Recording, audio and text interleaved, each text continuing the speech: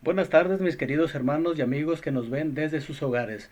Sean bienvenidos al capítulo número 8, el sermón número 8 de Primera de Pedro. Lo hemos seccionado en varios pasajes para ver qué nos dice el apóstol Pedro aquí en su carta. Y el día de hoy vamos a ver el pasaje Primera de Pedro desde capítulo 2 del 13 al 25. Pero primero vamos a leer desde el 13 al 17 los versículos 13 al 17 y voy a invitarlos a que lo busquen allí en sus Biblias y que me sigan con su mirada. Segunda de Pedro, Primera de Pedro, capítulo 2, del 13 al 17. Síguenme allí, yo voy a leerlo. Dice así: Sométanse por causa del Señor a toda autoridad humana, ya sea al rey como su suprema autoridad, o a los gobernadores que él envía para castigar a los que hacen el mal y reconocer a los que hacen el bien. Porque esta es la voluntad de Dios, que, practicando el bien, hagan callar la ignorancia de los insensatos. Esto es, actuar como personas libres que no se valen de su libertad para disimular la maldad, sino que viven como siervos de Dios. Den a todos el debido respeto, amen a los hermanos, teman a Dios, respeten al Rey. Vamos a orar para que el Señor nos ilumine nuestra mente y poder entender lo que Él quiso decirnos aquí en este pasaje. Oremos. Padre, te alabamos y bendecimos tu nombre por lo grande que eres. Gracias, Señor, porque a través del apóstol Pedro tú nos dejaste este pasaje, nos dejaste este mensaje escrito para poder leerlo, para poder estudiarlo y practicarlo en nuestras vidas. Yo te ruego, Padre, que abras nuestra mente para poder entender lo que quisiste decirnos, Padre, lo que quisiste decirles a los hermanos en aquel tiempo, pero que también lo aplicamos el día de hoy. Pedimos que abra nuestra mente para poder entender y practicar lo que tú quieres decirnos el día de hoy, Señor. Bendice a cada una de las personas que nos están viendo en el nombre de Cristo Jesús. Amén. En primer lugar, allí el versículo 13: ¿por qué debemos nosotros someternos a toda autoridad humana? Bueno, allí en este versículo nos dice que es por causa del Señor. No es por causa del castigo que nos van a dar, no es por causa del premio que nos van a dar, no es por causa de la recompensa que quizá nos den si hacemos el bien, no, es por causa del Señor. Dios es nuestra causa. No importa si nos premien, no importa si no lo hacemos, no nos castiguen, no importa lo que digan los demás, por causa del Señor. Dios es la causa de que nosotros debemos someternos a toda autoridad. En el versículo 15, Pedro nos dice que es la voluntad de Dios. Ahora sabemos que la voluntad de Dios siempre es buena, aun y cuando a veces no nos guste, pero siempre es buena. ¿Cuál es el beneficio de someternos a las autoridades de acuerdo a este versículo? Vamos a leerlo. El versículo 15 dice así: porque esta es la voluntad de Dios, que, practicando el bien, hagan callar la ignorancia de los insensatos. Entonces, ¿cuál es el beneficio de someternos a la autoridad? Hacer callar la ignorancia de los insensatos. Hoy en día hay mucha gente que no conoce de Dios o que quizás sí conoce pero no quiere obedecer y nos están viendo. ¿Cómo actuamos los cristianos en la familia? ¿Cómo actuamos los cristianos en el trabajo? ¿Cómo actuamos los cristianos en la calle, en el transporte público, en las elecciones, en la tienda, donde quiera que andemos y se están fijando en nosotros? Si nosotros hacemos lo correcto y nos sometemos a las autoridades, vamos a hacer callar la ignorancia de ellos. ¿Quiere usted que la gente no hable mal de usted o en general de los cristianos? ¿Okay? Haga lo correcto. Sométase a las autoridades sabiamente. En el versículo 16 nos dice cómo nosotros podemos vivir como siervos de Dios. Vamos a leerlo nuevamente y vamos a ver qué nos dice. Dice allí el versículo 16. Dice así: esto es actuar como personas libres que no se valen de su libertad para disimular la maldad, sino que viven como siervos de Dios. Entonces, ¿cómo podemos vivir como siervos de Dios? No abusando de nuestra libertad. Hoy en día hay mucha gente, bueno, he escuchado a algunos cristianos que dicen, tengo la libertad de hacer lo que yo quiera. La Biblia no lo prohíbe, la Biblia no lo menciona y quiero hacer lo que yo quiera. Ahora, eso en realidad no es vivir libremente, se está abusando de la libertad. Y muchas veces ciertas cosas buenas se transforman en malas cuando aún como cristianos abusamos de esa libertad. Y luego no podemos hacer lo que Dios quería para nosotros. Entonces, debemos vivir con libertad sin abusar de ella. Hoy en día hay mucha gente que se dice cristiana, pero abusa de esta libertad, pero para disimular la maldad. Hay gente que hay maldad en su corazón y hace maldad, pero dice, al cabo es mi libertad. Eso no es digno de un cristiano, no es digno de un hijo de Dios.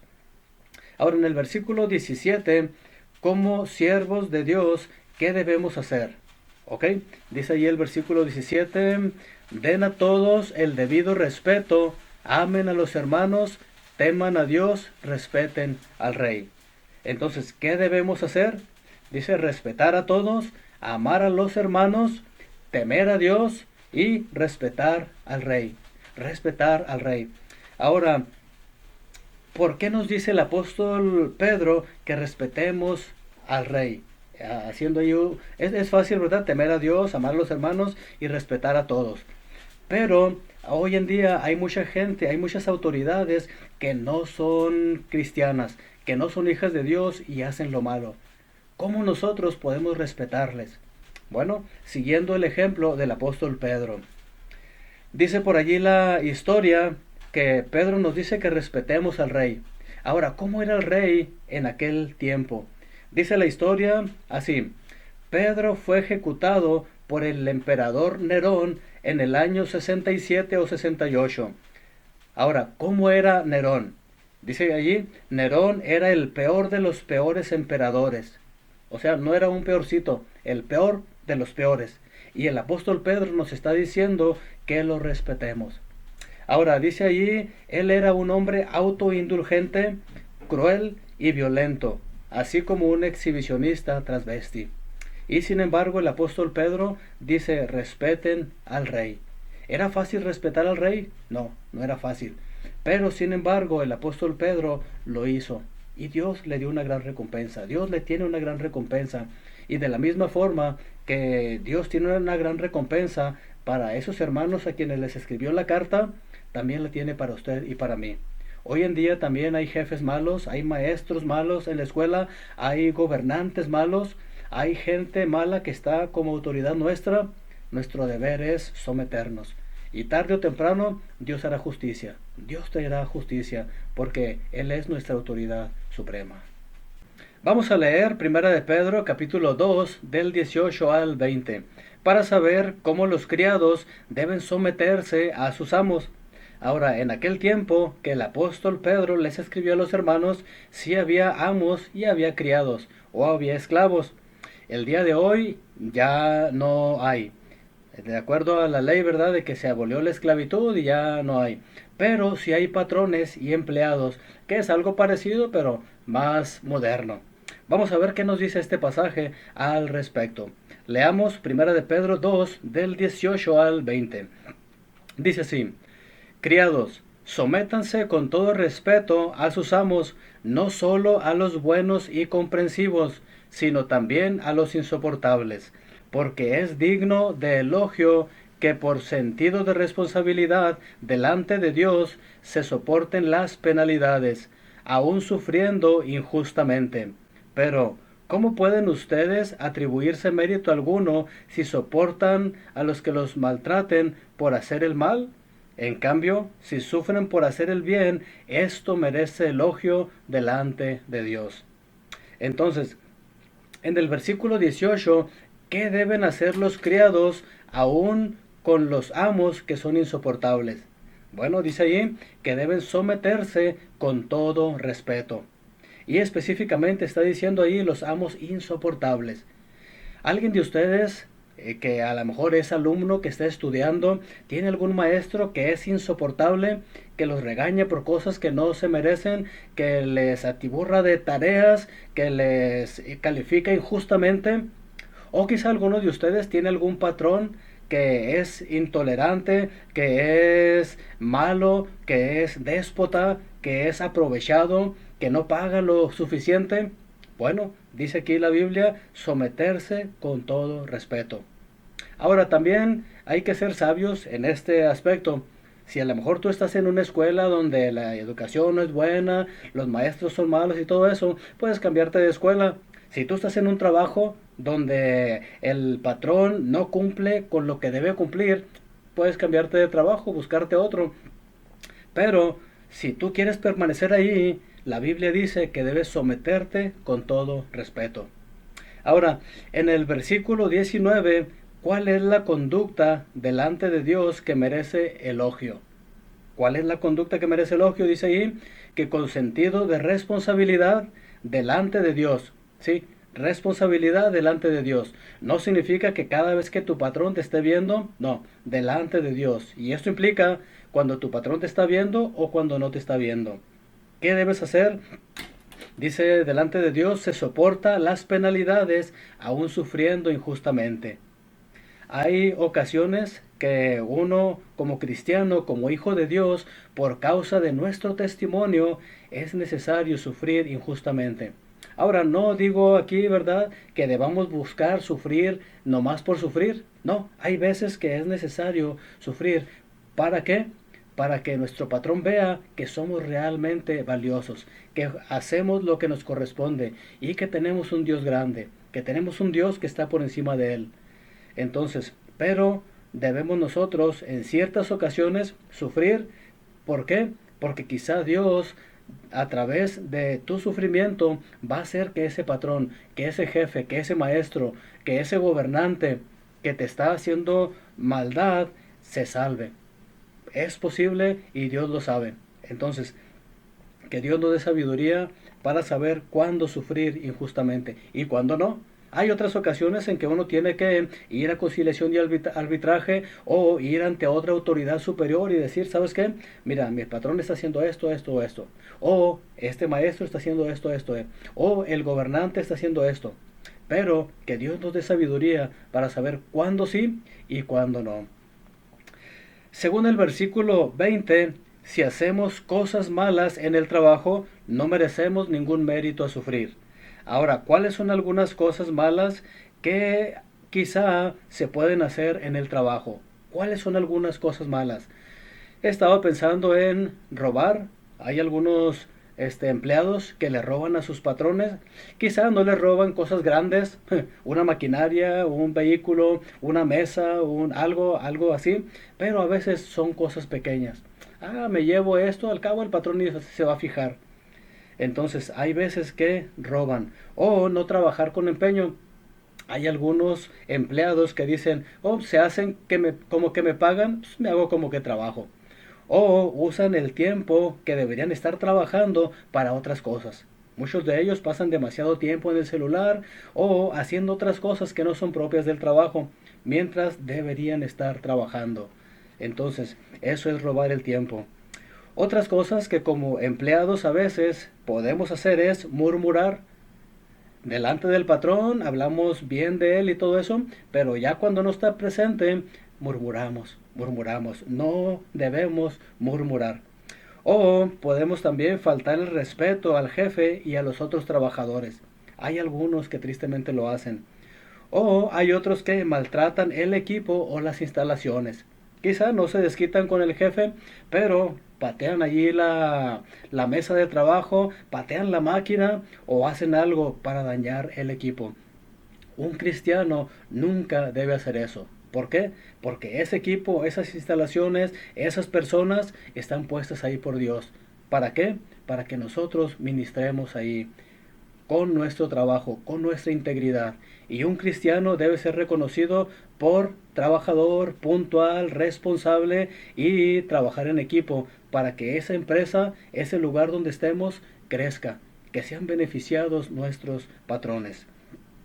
Ahora, vamos a ver en Primera de Pedro, capítulo 2, Sigamos ahí en los versículos 21 al 25. Para descubrir lo que nos puede motivar para cumplir nuestra responsabilidad. Yo sé que no es fácil respetar a un patrón mal hablado, borracho, quizá mujeriego o un patrón malo. Es difícil, pero vamos a ver qué es algo que nos va a motivar para cumplir con nuestra responsabilidad ante Dios, aún sufriendo. Vamos a leer del 21 al 25. Dice así: para esto fueron llamados, porque Cristo sufrió por ustedes, dándoles un ejemplo para que sigan sus pasos. Él no cometió ningún pecado, ni hubo engaño en su boca. Cuando proferían insultos contra él, no replicaba con insultos. Cuando padecía, no amenazaba, sino que se entregaba a aquel que juzga con justicia. Él mismo, en su cuerpo, llevó al madero nuestros pecados, para que muramos al pecado y vivamos a la justicia. Por sus heridas ustedes han sido sanados.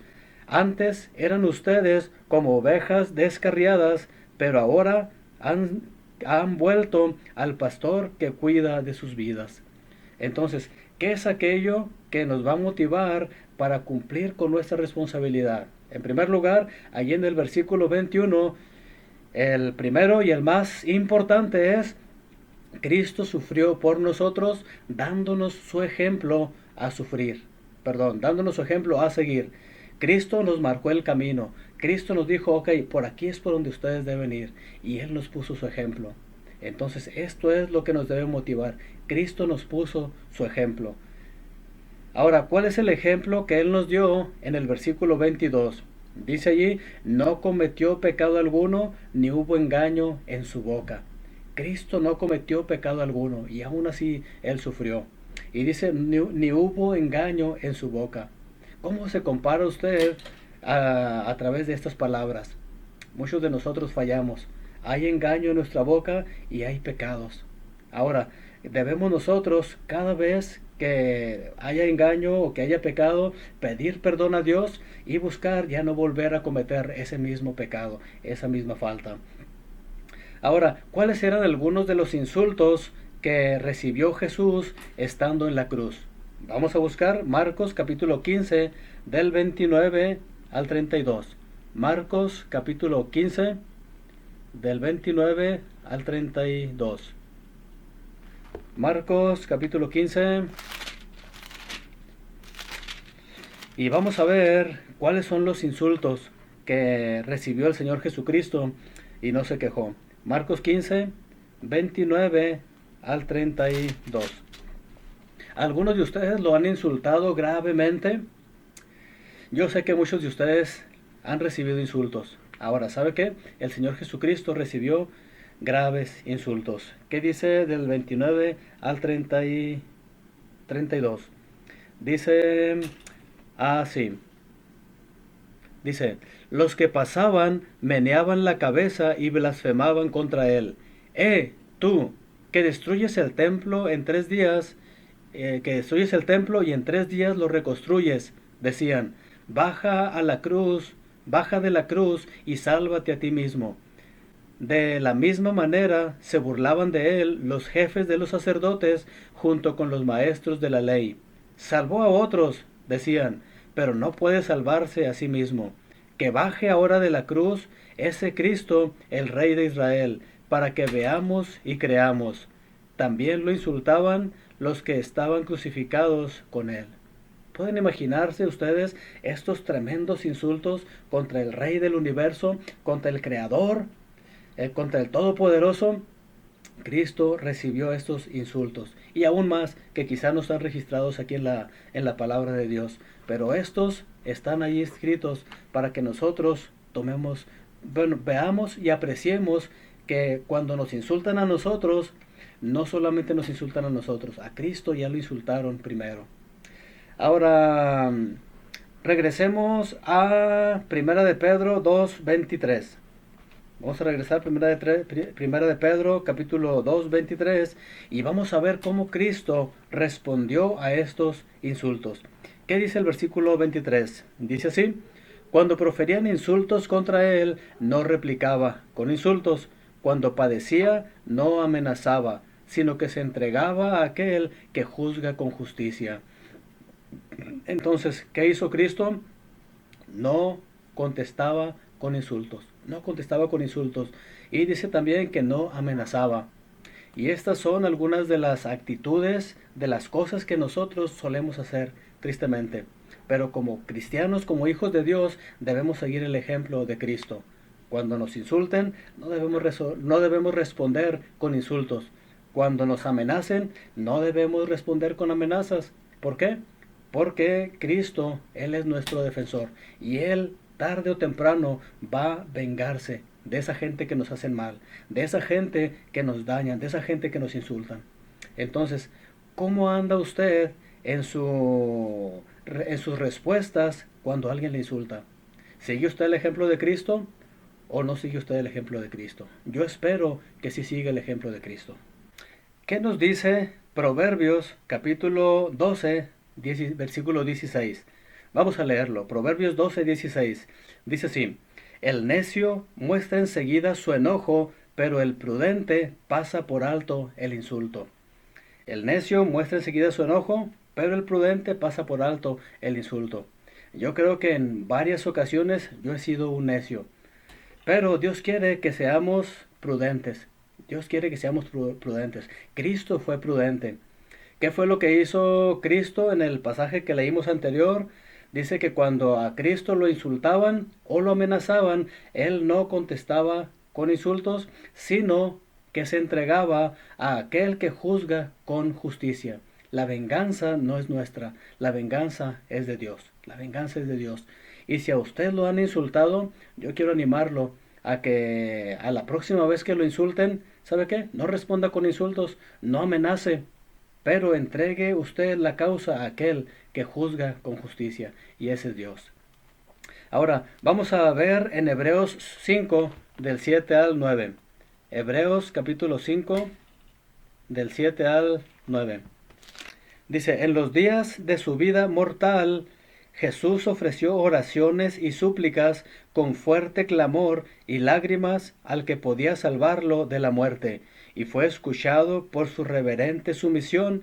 Aunque era hijo, mediante el sufrimiento aprendió a obedecer, y consumada su perfección, llegó a ser autor de la salvación eterna para todos los que le obedecen. Y Dios lo nombró sumo sacerdote según el orden de Melquisedec. Entonces, ¿cuál fue el resultado en Jesús al padecer los sufrimientos? Aprendió a obedecer y fue consumada su perfección. ¿Por qué sufren los hijos de Dios? ¿Por qué sufrimos en ciertas ocasiones? Para que aprendamos obediencia y se consume nuestra perfección.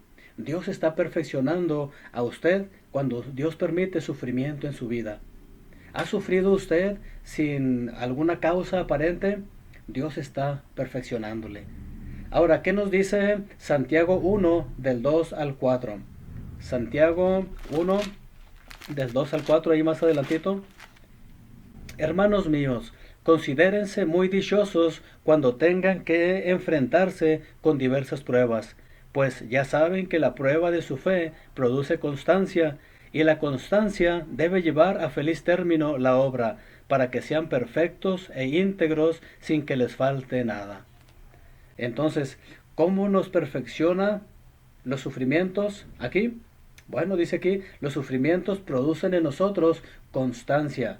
Luego la constancia obra en nosotros para que seamos perfectos e íntegros, y así no nos faltará nada. Entonces, los sufrimientos que no tenemos explicación por qué nos vienen, los sufrimientos que nos llegan no por causa nuestra, que hicimos algo malo, Dios está perfeccionándonos, Dios está perfeccionándole.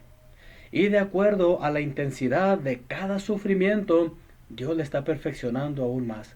Y es por eso que algunos cristianos sufren más que otros. Dios está perfeccionándoles porque tiene una tarea especial para cada uno de los cristianos. Ahora es importante, si sufrimos poco o sufrimos mucho, salir aprobados. Hay que glorificar a Dios así como lo hizo Job y esperar ¿Cuál es esa perfección que Dios quiere hacer en nosotros para poder ser útiles a Él? Ahora vamos a regresar a Primera de Pedro 2:24. Primera de Pedro 2:24, vamos a leerlo de nuevo. Dice así: Él mismo en su cuerpo llevó al madero nuestros pecados, para que muramos al pecado y vivamos a la justicia. Por sus heridas ustedes han sido sanados. Entonces, ¿cuál fue el mayor sufrimiento de Cristo? Aquí nos dice que cuando en su cuerpo llevó al madero, ¿qué? Nuestros pecados, no los pecados de Él. Cristo nunca pecó, pero sí llevó el pecado suyo y el pecado mío, para que usted no tenga que pagar por ese pecado, para que usted no tenga que enfrentarse con la justicia un día en el gran trono blanco. Al gran trono blanco solamente van a ir los que no hayan creído en Cristo como su Salvador. Pero los que ya creímos, que hemos recibido a Cristo como nuestro Salvador, no tendremos que estar allá. ¿Por qué? Porque Cristo ya llevó en su cuerpo, ya llevó en el madero nuestros pecados. Ya no tenemos que pagarlos. Ahora, ¿para qué sufrió Jesús la muerte por nosotros? De acuerdo al versículo 24. Este pasaje. ¿Para qué? Para que muramos al pecado y vivamos para la justicia. Entonces Cristo no murió nomás para que nos salvemos. No, Él murió para que nosotros también muramos al pecado, para que ya no sigamos pecando, sino que vivamos para la justicia. Dios quiere que usted se ocupe en buenas obras, en cosas justas, no en pecados. Dios no quiere que perdamos el tiempo. Dios quiere obrar en justicia por nosotros y a través de nosotros. Ahora, en primera de Pedro 1, 18 y 19, vamos a regresar ahí poquito, al capítulo 1, el versículo 18 y 19 nos dice algo interesante. Dice así: como bien saben, ustedes fueron rescatados de la vida absurda que heredaron de sus antepasados. El precio de su rescate no se pagó con cosas perecederas como el oro o la plata, sino con la preciosa sangre de Cristo, como de un cordero sin mancha y sin defecto. Entonces Cristo ya pagó lo que usted y yo merecíamos pagar, para que no tengamos nosotros que pagarlo de nuevo. Cristo murió en la cruz, fue sepultado, resucitó al tercer día y ahorita está a la diestra de Dios intercediendo por nosotros. Solamente tenemos que creer en Él. Solamente tenemos que confiar en Él, arrepentirnos de nuestros pecados y aceptar la salvación. ¿Ya usted ha creído en Cristo como su Salvador? ¿Por qué es importante eso? Porque si usted no cree en Cristo, mientras usted esté con vida, un día ya no va a haber una segunda oportunidad. Lo único que le espera a la gente que no cree en Cristo es el terrible castigo del infierno. Dios no quiere que usted vaya allí. Dios quiere que usted se salve. Ahora, regresemos a 1 de Pedro 2:25. Y aquí vamos a ver cuál era nuestra condición anterior y cuál es la condición ahora, gracias al sufrimiento de Cristo. ¿Qué nos dice allí el versículo 25? Dice así: antes eran ustedes como ovejas descarriadas, pero ahora han vuelto al pastor que cuida de sus vidas. Entonces, ¿cuál era nuestra condición antes? Ovejas descarriadas, ovejas descarriadas. Pero, ¿cuál es la condición ahora gracias a Cristo? Ahora dice, han vuelto al pastor que nos cuida. Antes éramos ovejas sin pastor, ahora ya somos ovejas con pastor. Cristo es nuestro pastor. Dice el Salmo 23, Jehová es mi pastor, nada me falta. Entonces, si Jehová es nuestro pastor, no tenemos nada que temer. ¿Por qué? Porque Él es quien nos cuida, Él es quien nos protege, Él es quien nos provee. Ahora, yo no sé quién de ustedes ha terminado o ha estudiado una carrera universitaria. Cuando alguien cursa una carrera universitaria, se sufre estudiando, batallando con los maestros, batallando con la economía. Hay algunos que le llaman la etapa de estudiante, la etapa de estudiambre. A mí me pasó. Andaba allí y andaba con los recursos limitados apenas, que apenas para el camión o apenas para el lonche, apenas para las tareas, y anda uno ahí batallando con diversas cosas. Se sufre. ¿Qué cosa se sufre uno como estudiante? Los que han sido estudiantes o que han terminado una carrera no me dejarán mentir. Desvelos, a lo mejor malpasadas, a lo mejor hay algunos que batallan para trabajar en equipo y en la carrera nos hacen trabajar en equipo. Hay muchos que batallan para eso. ¿Por qué? Porque hay algunos que no van para estudiar, van nomás ahí para obtener un título o una calificación. Entonces se batalla, se sufre. Pero cuando ya se termina la carrera, que le entregan a uno el diploma y la cédula, qué hermoso se siente ya tener en las manos esa cédula y poder trabajar para lo que estudiamos. Entonces, tal como el estudiante tiene que esforzarse y sufrir para terminar su carrera, nosotros también, para ser fieles a Cristo, tenemos que perseverar aún en medio del sufrimiento. Nuestra vida cristiana es como esa carrera, es como esa carrera. A veces hay que batallar estudiando, hay que batallar practicando, hay que sufrir ciertas cosas. Pero va a llegar el día en que lleguemos al cielo y allí va a ser nuestra graduación. Ahí va a ser cuando el Señor Jesucristo nos entregue ese premio, esa recompensa por haber corrido correctamente la carrera. Ahora, para recibir la recompensa hay que correr correctamente la carrera. Y la pregunta del millón: ¿cómo debe responder usted esta semana a los insultos o sufrimientos mientras está aquí en esta carrera, mientras está aquí en esta vida? ¿Cómo debe responder usted? Cristo, Él no respondió insulto por insulto. Cristo no respondió golpe por golpe, aunque pudo haberlo hecho. Pudo haber mandado a un ángel: hey, ve y golpea a esos que me están crucificando, pero no lo hizo. Entonces, ¿qué va a hacer usted? ¿Seguirá el ejemplo de Cristo al sufrir en esta vida, pero disfrutar en la otra? ¿O será usted de los que se defienden a capa y espada y a lo mejor no va a sufrir en esta vida, pero no va a tener la recompensa que Cristo quiere darle? Oremos. Padre, te damos gracias, Señor, por lo bueno que eres con nosotros. Gracias por el ejemplo que nos ha dado el Señor Jesucristo para vivir una vida que a ti te agrade, Señor. Una vida, Padre, correcta, una vida perfecta, y aún así sufrió. Ayúdanos a todos aquellos que somos hijos tuyos para seguir el ejemplo del Señor Jesucristo, sufrir para que personas puedan salvarse y que tu nombre sea honrado y glorificado. Bendice a la Iglesia Bíblica Vida Nueva y también a aquellas personas que nos están viendo de otras iglesias, porque te lo pedimos, Señor, en el nombre de Cristo Jesús. Amén. Gracias por acompañarnos hasta el final. Que el Señor les bendiga y nos vemos la próxima.